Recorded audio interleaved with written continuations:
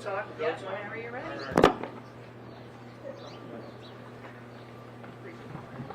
right. Very good. Good morning, everybody. Is this working? Can you hear me okay? No. What's up? Mo. My name is Mo Egger. I host the afternoon drive show. 1 second. Oh! Sorry, Mel, we can't, with the microphone is not on. Oh, Here comes Steve. Steve radio to the guy doesn't know how to turn the microphone on. Steve to the rescue.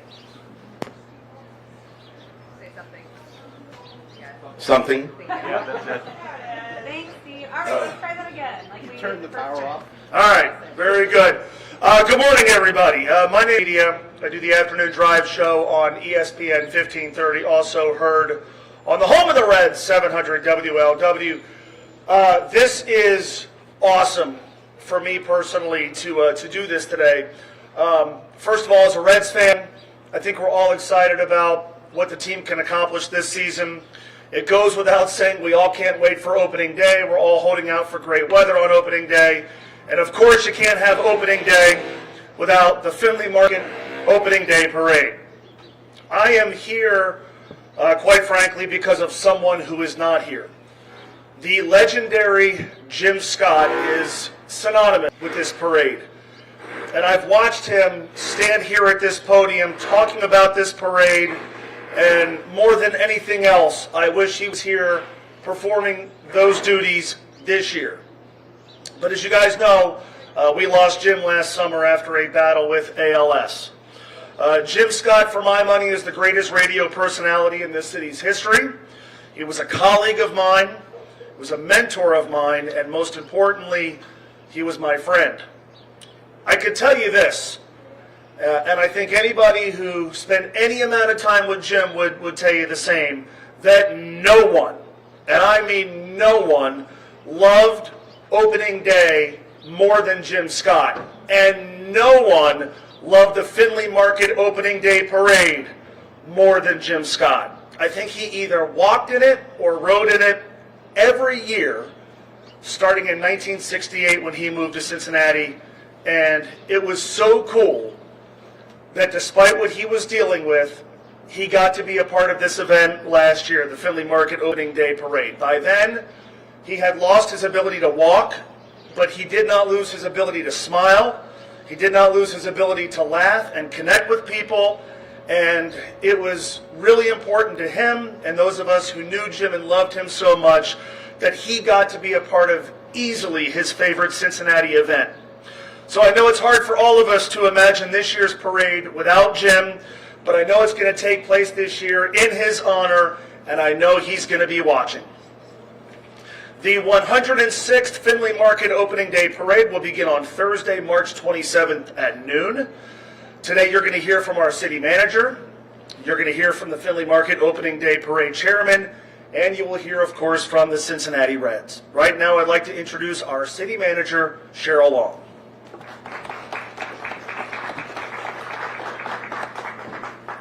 Thank you, Mo. As we gather here, there is a clear sense of excitement in the air, especially considering the winter we just had, you guys. A sure sign that spring is upon us, and with it, the return of baseball season. The Findlay Market Opening Day Parade is more than just a procession of people marching through the streets. It's a celebration of Cincinnati's deep-rooted traditions and a testament to how this city comes together as one big community. There's nothing quite like walking in the parade. It is my favorite event of the year. Seeing school groups lining the sidewalks, kids who are probably skipping school, holding their signs and cheering, parents and grandparents with little ones on their shoulders. I know the stories of many people who this is their time every year to allow their grandkids to come and have this a tradition of their family. I've heard it, and this is huge. This is stuff that Cincinnati does, and we do it well. We are about the families. Fans are watching from their office windows. Me and the mayor are competing to see who can slap the most hands and who does not lose their breath doing so. Catching a glimpse of the excitement, it is a day unlike any other. This enduring tradition wouldn't be possible without the dedication of many. I just was talking to a committee member who's been doing this for 20 years. Volunteering, that is huge. Kudos to them. I want to take a moment to thank the parade committee, who put on so much time and energy into making this parade happen every year. And of course, a huge thank you to Cincinnati Reds for creating such a memorable experience for fans every game. Now it's my pleasure to introduce Neil Lucan, parade chairman, who will share a preview of this year's parade and announce the 106th Findlay Market Opening Day Parade Grand Marshal. And one more thing, I also always want to thank Team Cincy. My police, our fire, the permitting process, we work so hard to make sure that this is an amazing event for everyone else as well. So, Neil Lucan, come on up. Thank you. Hi, everybody. Thanks for coming down. I want to elaborate on a little bit of what Mo said there about Jim Scott. I mean, just an absolute icon to the city and an icon to the parade. And I just want to thank everybody for last year. Everybody that made those signs for him when he was driving down the street. I think you were doing a radio show, but there's some lady who had ALS asked everybody to make these signs. People, the whole parade route, strike out cancer, hit a home run, Jim, we got you, Jim. Lou Gehrig gave a speech, and ALS is kind of synonymous with baseball. And when Lou Gehrig got up there and said, I feel like I'm the luckiest man in the world today, I wanted Jim Scott to feel that last year, riding down the street in the parade. Even in his last days on this earth, I wanted to give him that special thing. And I have to say, Cincinnati, without a doubt, came through and made Jim Scott feel like he was the luckiest man in the world that day. And Jim, we love you so much. That was one of the best moments of my life, seeing that. You were right behind me in the parade, and I saw all that. And I've talked to Donna since then, his wife, and just one of the happiest days and one of the lasting memories ever of opening day. Now I'm going to move on to this year's parade. And while we're still talking about Jim, as part of the ceremonies for this year's parade, we're actually going to have a street dedicated down here at Race and Elm, right there by Alabama Fish, is Jim Scott Way, to honor where the parade starts and that. And we're going to get a bench put out here for people to sit here and look at the Findlay Market, a bench in honor of Jim. And we're going to have it saying on there, he never met, let me get this straight here, who never met a stranger and always had a kind word for everybody. So we have this bench sitting out here, and everybody can do that in memory of Jim. He is such a special person.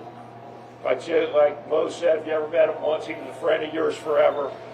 And I just can't say enough. We're going to move on to this year's parade. The parade committee is working hard to put out an outstanding lineup this year. We'll unveil the whole lineup here in the next few days. I really want to put a congratulations out to Erin Matulis. She has worked endless hours putting this parade together, plus the fact she's 6 months pregnant and has her moments. But she has been a trooper, and we just want to thank Erin for everything she's done this year. And she has really done a great job in organizing and lining up the parade. She gets a tip of the hat. This year we're going to have an Olympic float in the parade again. We had one about 2 or 3 years ago. It's going to feature over 10 Olympians from the Cincinnati area, including Carson Foster, the hammer throws in last year, or the swimmer in last year's Olympic, the hammer thrower, Annette, I'm not really sure about her last name, Anchil Woke, and wrestler Mason Parrish, who's from like Lawrenceburg. These guys were all in the last Olympics, and then we're going to have a variety of like people that were in the past Olympics before. So the Olympic float. Well, again, we're going to have a Cincinnati Bengal alumni float, including Ken Anderson, Jim Breach, David Fulcher, Anthony Munoz will have his own float with the Anthony Munoz Foundation. And Ted Karras, actually, with the Cincinnati Hat Foundation, is going to be in the parade this year, too. We're going to work on another recent Cincinnati alumni football player, but he just made his announcement a couple of days, but we'd like to get out to him and invite him to be in the parade, too. if you're a fan of horses, we're going to have over 40 equestrian units, but over 40 horses in the parade this year. Now, what you've all been waiting for, the big announcement for the Grand Marshal of this year's parade, the highlight of the parade, I want to call up Phil. The Reds have been very instrumental in getting us all these Grand Marshals, and they do a great job. So let Phil and go ahead and announce the Grand Marshal. Okay. Who remembers a hard-nosed, goggle-wearing third baseman? Chris Sabo is going to be our Grand Marshal this year, and we're really excited about that. And again, just to pile on, Jim Scott was Cincinnati. And I remember when we first got engaged here, it was one of the first interviews I did, and his professionalism and helping me understand and walk me through that process early in my career with the Reds. He was just a prince of a guy, and now that he's up there in heaven with the good Lord, we're going to hope he's going to help us with the weather this year, because we're expecting a phenomenal opening day, a phenomenal parade. You know, only 20 days now, and so we've got 20 days to warm this city up a little bit. No city does opening day like Cincinnati, and we couldn't do opening day like we do without Neil and all of the Findlay market volunteers that continue this tradition, 106 years strong. We want to thank all of our Reds fans for their continued support, and especially the effort that everybody puts in to make opening day special, because it wouldn't be special if the fans didn't come out and participate. And then, of course, after the parade, certainly we try to throw a nice block party down there in preparation for the game. Now, this year, we're really eager to get going. Spring training's gone great. The mood, the atmosphere out in Goodyear is amazing. We had over 20 guys show up a week or two early for camp, so that tells you they're hungry, they're ready. And Terry Francona joining this organization, we couldn't have asked. That was our absolute top on the wish list guy, and for him to be joining this group, it's the right guy at the right time, and we couldn't be more excited about Terry and what he's going to do with this ball club. We can't wait to see everybody at Great American Ballpark. We've got a couple other big things happening this year. We are going to be in the inaugural MLB Speedway Classic in August, and it's going to be exciting because we are going to have, for opening day, we're also going to have the two-time Daytona 500 winner, Michael Waltrip is also going to be here in an honorary Grand Marshal. He'll be in the parade, and then also you'll see him on field pregame. And I want to talk a little bit, you know, we're always going to be doing all the things that we do to make our game day special. So you can expect fireworks, Fridays, bobbleheads, great post-game concert lineup. We've got one pending that we can't announce yet, but it's going to be big when it comes out. And we lost another icon besides Jim this year in Charlie Hustle, Pete Rose. And although we've already done kind of a celebration of life at the stadium, of course, we would be remiss not to do something in season. So we will be having Pete Rose Day on May 14th. So notably May 14th for number 14. Excited to celebrate Pete again in season. And it's also a huge year. This is the 50th anniversary of the 75 Big Red Machine World Series winning team. So we're going to celebrate really the 75 and 76 team. We're going to have between 24 and 26 guys. So bringing that Big Red Machine together again over the weekend of June 27th and 28th, it's going to be huge. So there's so many exciting things we're getting ready to kick off. We're 20 days away from opening day, and here to talk a little bit more about Chris Sabo and what an impact he had on our team and continues to be involved with the franchise living here in Cincinnati. Rick Walls, our director of the Reds Hall of Fame. Go Red Legs. See you all on opening day.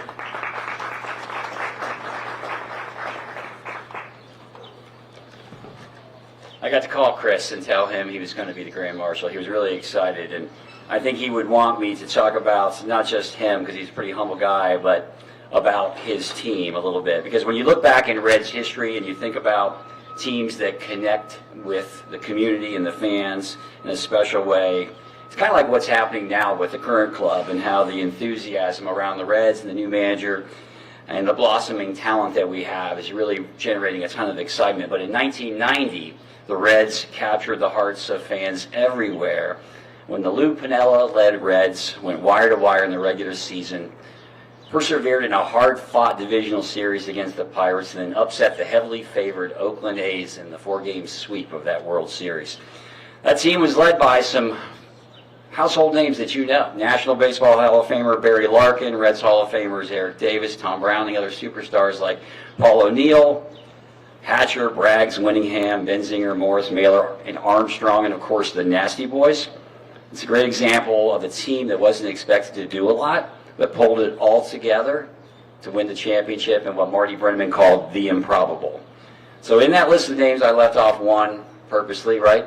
Our favorite third baseman, Chris Sabo. He's the opening day parade grand marshal. He played the game like Pete Rose did, and he talks a lot about how he looked up to Pete. Pete managed him, and I think that's kind of meaningful that he is the marshal this year in the first season that we won't have Pete around with us, and when the Reds are wearing number 14 this year on the jersey. Like Pete, he was a pure ball player, dedicated to his team and winning. The guy they called Spuds McKenzie, and as Phil said, he wore those Rec Specs goggles over at third base. He's a Reds Hall of Famer. And when you ask Cincinnati fans what they like in a player, what do they say? They're going to tell you they like hustle, they like hard work and determination. And these were the hallmarks of probably the most accomplished third baseman in Cincinnati Reds history.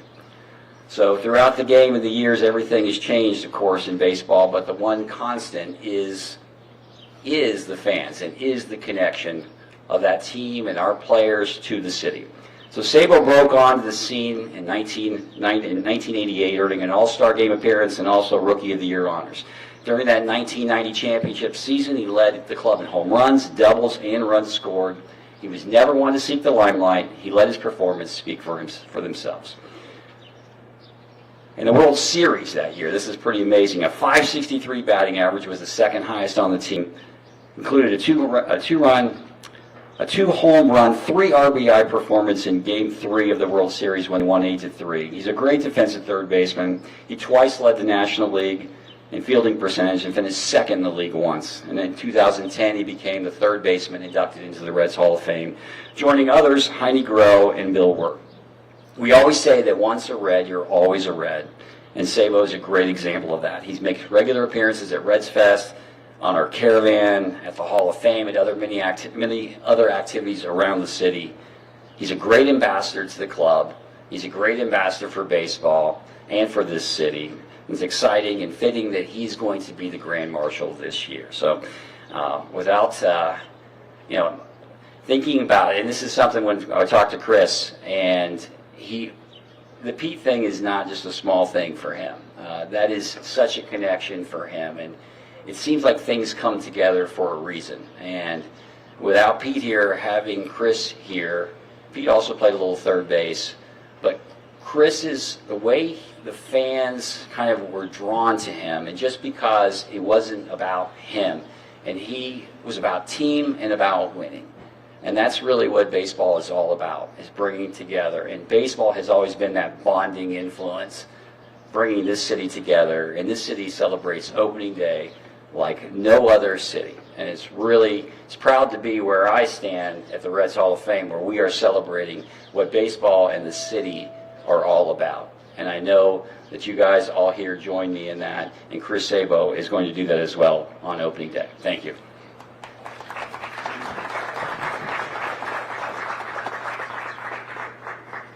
All right, Rick, Phil, Neil, Cheryl, thank you very much. Thank you folks for being here today.